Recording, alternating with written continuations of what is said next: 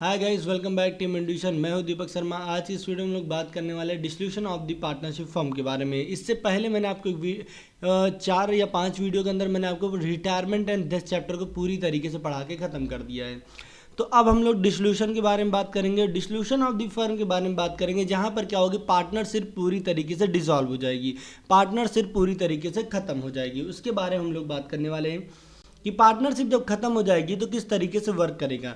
जब पार्टनरशिप खत्म हो जाएगी तो हमारा क्या क्या स्थिति होंगी, कितने अकाउंट्स हमको प्रिपेयर करने हैं। ठीक है, तो डिसोल्यूशन ऑफ द फर्म का मतलब क्या होगा, पार्टनरशिप का अंत होगा। ठीक, तो चलिए बात करते हैं। इसके अंदर आपको 5 अकाउंट प्रिपेयर करने हैं। पहला अकाउंट है रियलाइजेशन अकाउंट, दूसरा है लोन अकाउंट, तीसरा है loan by the partner, loan by the firm, loan by the partner. दो अलग अलग चीज़ें होंगी। ठीक है, मतलब टोटल आपको क्या बनाना है, दोनों को ऐड करके आपको बनाना है लोन अकाउंट बनाना है।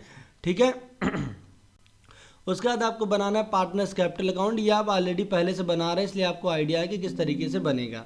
ठीक, इसलिए इसमें आपको ज़्यादा दिक्कतें नहीं होने वाली। ठीक है, ठीक, तो दूसरा अकाउंट जो बनेगा वो लोन अकाउंट बनेगा। ठीक, फिर पार्टनर कैपिटल बनेगा आपका। ठीक है, तो आपको यहाँ पर कुछ चीज़ों का बहुत प्रॉपरली ख्याल रखना होगा। ठीक, फिर यहाँ पर पार्टनर कैपिटल के बाद आपको जो है बनाना होगा कैश और बैंक। यहाँ पर क्योंकि बैलेंस शीट तो बनेगी नहीं, बैलेंस शीट सर क्यों नहीं बनेगी, क्योंकि पार्टनरशिप फर्म क्या हो रही है, खत्म हो रही है।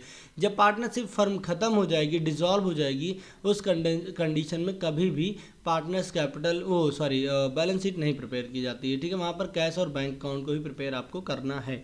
ठीक है, इतनी बात समझ में आई आपको। इसमें कितने अकाउंट आपको बनाने, बेसिकली 5 दिया है, मैं आपको बोलूँगी 4 अकाउंट बनाना है। पहला रियलाइजेशन, दूसरा लोन, ठीक है, तीसरा पार्टनर कैपिटल, चौथा कैश है, कैश और बैंक अकाउंट। ठीक है, ये आपको बनाने हैं। ठीक, तो चलिए मैं आज आपको सिखाता हूँ रियलाइजेशन अकाउंट कैसे बनेगा। इंडिया का एक ऐसा मेथड जो आपको कोई टीचर नहीं सिखाने वाला है पूरे यूट्यूब पे या किसी भी जगह पर। तो कुछ चीज़ें मैं आपको हमेशा डिफरेंट वे में पढ़ाता हूँ, तो आज भी कुछ डिफरेंट ही पढ़ाने वाला हूँ। तो चलिए नेक्स्ट पेज पे ध्यान दीजिए। अब मैंने बताया आपको रियलाइजेशन अकाउंट बनाना है। अब देखिए भाई मुन्ना बच्चा, आपको रियलाइजेशन में होती है प्रॉब्लम, सर बने तो बने कैसे, एक एक आइटम दो दो बार आ जाता है, सर ऐसा कैसे। तो आपको मैंने बताया क्वेश्चन के 2 फेज़ होते हैं। फर्स्ट फेज़ में क्या होता है, फर्स्ट फेज़ में क्वेश्चन होता है बैलेंस शीट के मोड में, और सेकंड फेज़ में क्या होता है, क्वेश्चन होता है आपके एडजस्टमेंट मोड में। किस मोड में होता है, एडजस्टमेंट मोड में। तो हमको क्या करना है, पहले बैलेंस शीट मोड को पकड़ना है। किसको पकड़ना है, बैलेंस शीट मोड को। उससे पहले चीज़ों का ख्याल रखना, इन 4 पॉइंट का बड़ा प्रॉपरली ख्याल रखना। 3 ही पॉइंट बोलूँगा। पहला पॉइंट आपको याद रखना, अगर किसी पार्टनर का लोन है, ठीक है, लोन है तो उसको नहीं टच करना है, उसको टच ही नहीं करना है, वो रियलाइजेशन में नहीं जाएगा। ठीक है, अगर किसी पार्टनर का लोन है तो। ठीक, दूसरा आपको ख्याल क्या रखना है, पार्टनर्स की कैपिटल नहीं जाएगी। क्या नहीं जाएगा, पार्टनर की कैपिटल नहीं जाएगी। ठीक है, रियलाइजेशन के अंदर पार्टनर की कैपिटल नहीं जाती। ठीक, और चौथा आपको, तीसरा आपको ख्याल रखना है, कैश और बैंक से रिलेटेड चीज़ें नहीं जाएंगी। अगर साफ साफ शब्दों में बोलूँ तो जिनका जिनका अकाउंट बनने वाला है वो उन आइटम को आपको टच नहीं करना है। तो ये 3 अकाउंट आपको रियलाइजेशन के बाद बनना है, लोन, पार्टनर कैपिटल, कैश और बैंक। ठीक है, तो इसलिए इनको टच नहीं करना है, उसके बाद जो बचेंगे उनको टच करना है।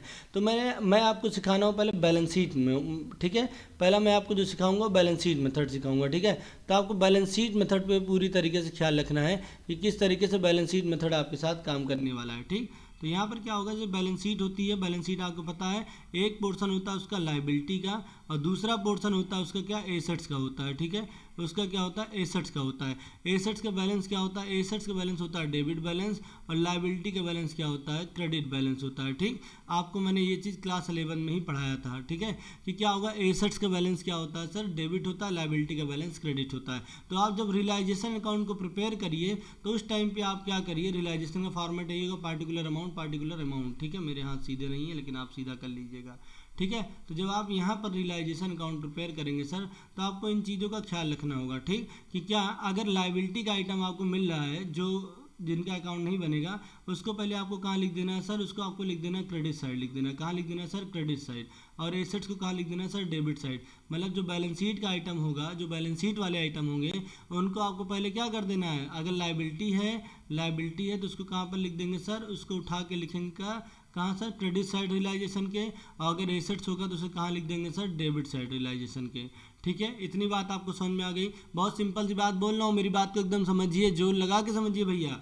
अगर बैलेंस शीट का आइटम है तो अगर बैलेंस शीट का आइटम लाइबिलिटी वाला है तो उसे क्रेडिट साइड में लिख दो रियलाइजेशन के, और अगर एसेट्स वाला है तो उसे डेबिट साइड लिख दो रियलाइजेशन के। इतना तो आप कर ही सकते हैं, इतना प्रॉपर्ली आपका दिमाग वर्क कर रहा होगा। ठीक, अब आगे बात करता हूँ। अगर ये चीज़ हो जा रही है तो उसके बाद फिर सेकंड फेज इसी में स्टार्ट होगा। मतलब सेकंड फेज कौन सा स्टार्ट होगा सर? एडजस्टमेंट वाला स्टार्ट होगा। एडजस्टमेंट के टाइम पे आपको क्या करना है, जो एसेट्स होगा, एसेट्स को आपको कहाँ दिखा देना है? क्रेडिट साइड दिखा देना है। और लाइबिलिटी को कहाँ दिखा देना है सर? लाइबिलिटी को दिखा देना है सर, डेबिट साइड दिखा देना है। बस इतना ही करना है सर। बैलेंस शीट वाले को एसेट्स को डेबिट साइड दिखाना है, लाइबिलिटी को क्रेडिट साइड दिखाना है। और जब आप एडजस्टमेंट के अंदर मेंशन करेंगे, एडजस्टमेंट के अंदर घुस जाएंगे, तो उस जगह पर आपको क्या कर देना है? उस जगह पर आपको कर देना है सर कि जो एडजस्टमेंट होगा, एसेट्स को क्रेडिट साइड दिखा देना। मतलब एसेट कहाँ चलाएगा? क्रेडिट साइड में चलाएगा। और लाइबिलिटी कहाँ चलाएगा सर?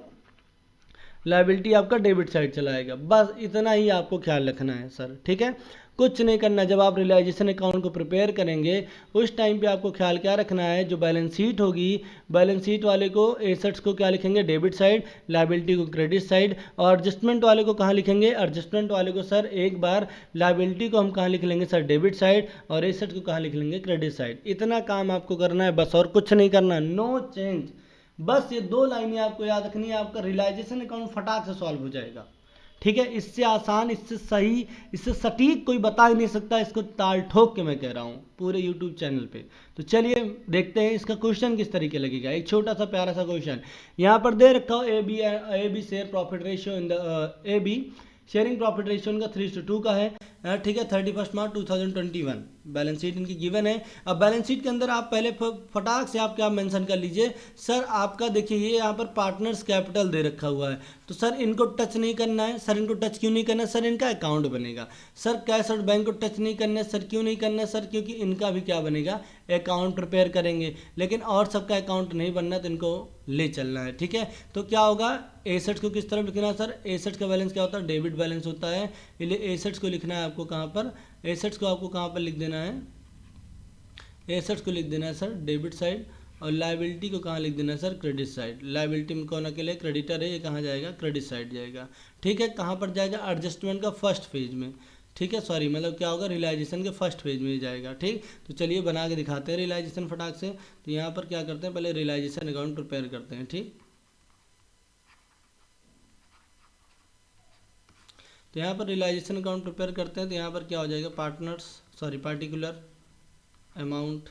आज के इस वीडियो में सिर्फ आपको यही सिखाने वाला हूँ, रियलाइजेशन। ठीक है, पार्टिकुलर अमाउंट।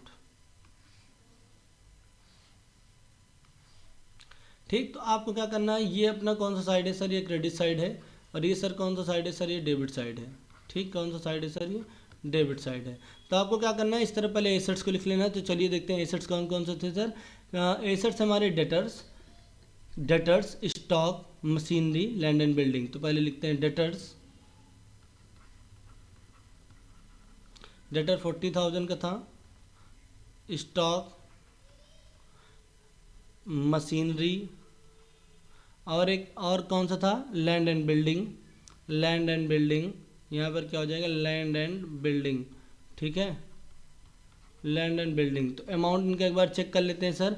अमाउंट कितना है? डेटर का 40,000 है। स्टॉक का है 54,800। 54,800। मशीनरी 40,000। Land and building 120। तो चलिए कितना था सर इनका? इनका सर है स्टॉक का है 54,800। मशीनरी आपकी है 40,000। लैंड एंड बिल्डिंग है आपका 120, 1,20,000 है। ठीक है, ये हो गया आपके पास। अब यहाँ पर क्या हो जाएगा? लाइबिलिटी में देखेंगे। लाइबिलिटी में सर क्या आएगा सर? सिर्फ क्रेडिटर आ रहा है। क्रेडिटर की वैल्यू सर 20,000 थी। और यहाँ पर एक चीज़ और आएगा, प्रोविजन फॉर डाउटफुल डेप्ट। प्रोविजन फॉर डाउटफुल डेप्ट, ठीक है, डीडी, डाउटफुल डेप्ट आएगा। ठीक है, इसकी वैल्यू कितनी थी सर? इसकी वैल्यू थी सर 1800 में, 1800 रुपये इसकी वैल्यू है। ठीक है, ये 20,000 है सर, और ये कितना है? 1800 रुपये है। ठीक, इतनी बात समझ में आएगी आपको किस तरीके से करना है। अब आगे बात करें, ये हो गया तुम्हारा बैलेंस शीट का। अब एडजस्टमेंट में अगर घुस जाएंगे तो एडजस्टमेंट में देखिए क्या क्या हो सकता है। ठीक है, तो एडजस्टमेंट के लिए आपको देखना पड़ेगा चीज़ें। ठीक है, तो एडजस्टमेंट के लिए आपको चीज़ों को देखना पड़ेगा। ठीक, एडजस्टमेंट के लिए आपको चीज़ों को देखना पड़ेगा।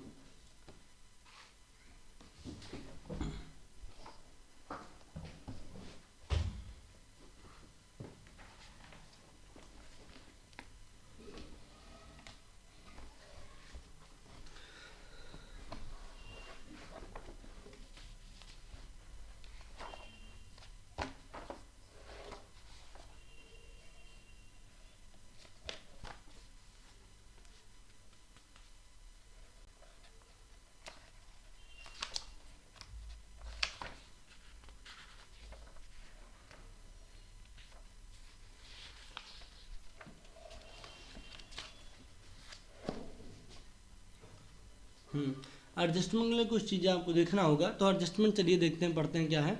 लिखा हुआ partner are decided to the firm is dissolve on the firm ever date. ठीक है, उन्होंने डिसाइड किया कि फर्म क्या हो जाएगी, डिजॉल्व हो जाएगा। तो स्टॉक की वैल्यू कितनी हो जाएगी, 45,000 हो जाएगी। मशीनरी 20% लेस हो जाएगा, less than book value. Debtor हो जाएगा 35,000 का। लैंड एंड बिल्डिंग हो जाएगा आपका मोर देन 30,000, मतलब मोर देन में क्या होगा, जुड़ जाएगा, प्लस हो जाएगा। तो ये क्या हो जाएगा, ये जुड़ जाएगा सर। ठीक है, आगे तो चलिए पहले इसको निपटाते हैं। तो एसेट्स को आपको कहाँ, एडजस्टमेंट वाले को कहाँ लिखना है, एसेट्स को पहले बैलेंस शीट में हमने डेबिट लिखा था, इस बार कहाँ लिखा जाएगा सर, ये क्रेडिट में लिखा जाएगा। ठीक, तो यहाँ पर लिखेंगे। ठीक है, इधर ये टू और बाई का कंसेप्ट याद रखिएगा, इस तरफ बाई यूज होता है, इस तरफ टू यूज होता है। ठीक है, क्रेडिट साइड लिखेंगे बाई। स्टॉक पहले लिखते हैं, मुझे स्टॉक याद है। स्टॉक 45,000 का हो गया सर। ठीक, 45,000 का हो गया। Land and building more than 30,000। ठीक है, land and building more than 30,000। Land and building कितने का था यहाँ पर सर, 120 का था। सर कितने का था सर, 120 का था। तो अभी लैंड एंड बिल्डिंग की क्या हुई, प्राइस सर बढ़ गई है। ठीक है, तो लैंड एंड बिल्डिंग अभी अपने पास कितने का हो जाएगा, 120 प्लस 30, 150,000 का। ठीक है, 1,50,000 का हो जाएगा। ठीक है, आगे दे रखा हूँ machinery less than book value. ठीक है, मशीनरी की वैल्यू क्या हुई, 20% लेस हो गई। मशीनरी था कितने का सर, 40,000 का था। इसका 20% निकालेंगे सर, तो कितना हो जाएगा, 8,000 रुपये हो जाएगा। ठीक है, सॉरी 8,000 हो जाएगा। तो 8,000 रुपये वैल्यू कम कर देंगे। तो मशीनरी की वैल्यू कितनी हो जाएगी सर, मशीनरी की वैल्यू हो जाएगी 32,000 हो जाएगी। ठीक है, आगे ये हो गया। डेटर की वैल्यू 35,000 हो गई। तो डेटर्स भी आप दिखा दिए, डेबिटर्स, डेबिटर आपका होगा 35,000। ठीक है, डेबिटर्स आपका होगा 35,000। ठीक है, आपके डेटर्स की वैल्यू यहाँ पर प्रेजेंट होगी। अब क्रेडिटर को चलिए चेक करते हैं, क्रेडिटर की क्या पोजीशन है।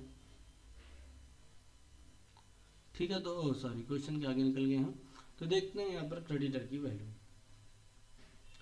Creditor accepted, creditor accepted. ठीक है, 5% लेस। ठीक है, 5% लेस हो जाएगा। ठीक, और एक्सपेंस भी दे रखा है, एक्सपेंस ऑन एसेट्स। ठीक है, एसेट्स के ऊपर जो एक्सपेंस हुए, जो खर्चे हुए। ठीक है, तो ये भी डेबिट साइड में दिखाई देंगे। तो यहाँ पर क्या होगा, क्रेडिटर, यहाँ पर वैल्यू किसके दिखाएंगे, क्रेडिटर की। ठीक, इसकी वैल्यू को दिखाएंगे सर, क्रेडिटर की वैल्यू को दिखाएंगे। क्रेडिटर की वैल्यू क्या दे रखा हुआ था सर, लेस देन 5%। तो क्रेडिटर की वैल्यू थी 20,000। 20,000 का अगर आप 5% निकालेंगे सर, 1,000 हो जाएगा। तो यहाँ पर कितने हो जाएगी क्रेडिटर की वैल्यू, 19,000। ठीक, उसके बाद आपका एक्सपेंस है, एक्सपेंस को आप शो कर दीजिए। एक्सपेंस आपके सर कितने के थे सर, 1200 के थे। ठीक, एक्सपेंस आपके हैं 1200 के।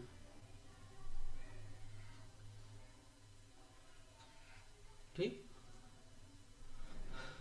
ठीक है, तो ये इतनी चीज़ें आपको समझ में आई।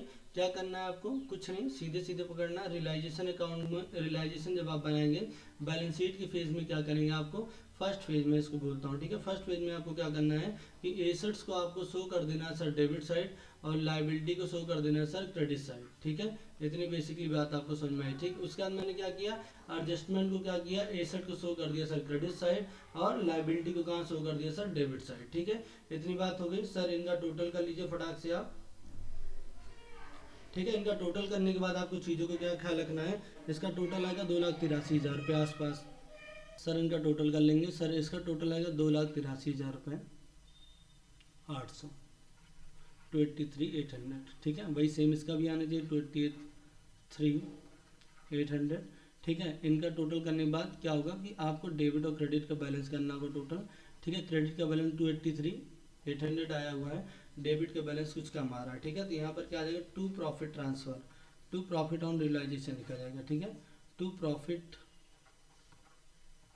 On realisation. ठीक है, तो प्रॉफिट ऑन रियलाइजेशन लिखा जाएगा।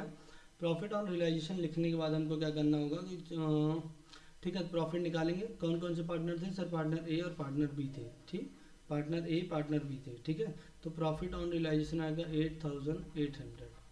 ठीक है, 8,800। ठीक, इनका रेशियो 3:2 का दे रखा हुआ था।